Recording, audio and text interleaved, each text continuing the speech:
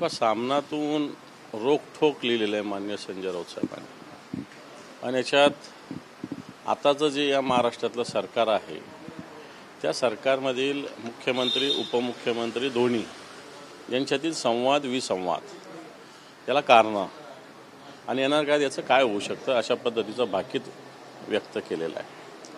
आणि मला असं वाटतं रोखठोक आत्तापर्यंत ज्या पद्धतीनं लिहिले गेलेले आहेत जर ते बघितलं तर त्यातल्या बऱ्याच नव्हे तर सगळ्याच बाबी राजकीयदृष्ट्या खऱ्या ठरत आलेल्या आहेत आणि त्यामुळे रोखठोक आपण सिरियसली घेतलंच पाहिजे. अनेक आमदार फडणवीसांच्या नेतृत्वाखाली जायला तयार आहेत असं देखील आहे. तुमच्यापर्यंत काय इनपुट? नाही, हे तर सत्य आहे ना, सगळ्यांनीच सांगितलं ना. शिंदेजी बरोबर आधी गेलेले लोक आणि नंतर पाठवले गेलेले लोक हे फडणवीसांनी स्वतः सांगितलेलं आहे. बऱ्याच आमदारांनी सांगितलं की आम्हाला फडणवीसांचा फोन आला मग आम्ही गेलो, आम्हाला फडणवीसांचा फोन आला मग गेलो. काही शिंदेच्या फोनवर ते गेले नव्हते. आणि त्याच्यामुळे हे निश्चित याच्यामध्ये अनेक लोक आहेत. आता त्याचं नाव सांगण्याची आवश्यकता नाही, जे फडणवीसांचंच ऐकतात. एकनाथ शिंदेचं ऐकण्याची काही गरज नाही त्यांना. काल कलिना कॅम्पसमध्ये युनिव्हर्सिटीमध्ये स्पोर्ट्स कॉम्प्लेक्समधील छत कोसळला आणि त्या आज तिथेच स्पर्धा आहे ती खेळवली जाते. काही दिवसांमध्ये तुम्ही देखील त्या ठिकाणी भेट दिली. हो, मी 8-10 दिवसापूर्वी तिथे जाऊन आलो होतो आणि जाणीवपूर्वक या स्पोर्ट्स कॉम्प्लेक्समधील दुरावस्था याच्यासाठी गेलो होतो. प्रशासनाने दुरुस्ती करायचं मला अभिवचन दिलं होतं. दुर्दैवानं ते झालं नाही, त्याच्यामुळे ही दुर्घटना घडलेली.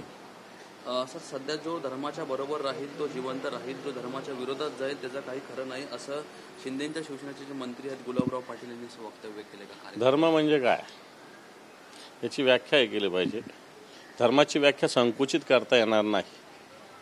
धर्म जसा हिंदू धर्म आहे, मुस्लिम धर्म, शीख धर्म आहे, तसा शेजार धर्म आहे, पक्षाचा धर्म आहे, भावाचा धर्म आहे, बहिणीचा धर्म आहे, तोही महत्त्वाचा आहे.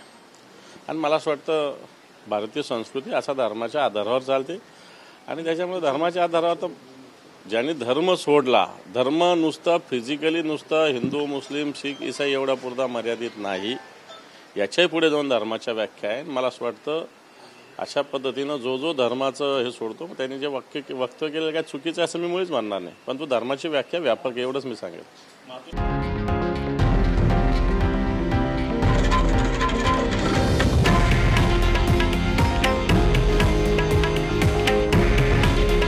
हे आहे देशातील नंबर 1 न्यूज नेटवर्क आणि आपण पाहत आहात TV9 मराठी.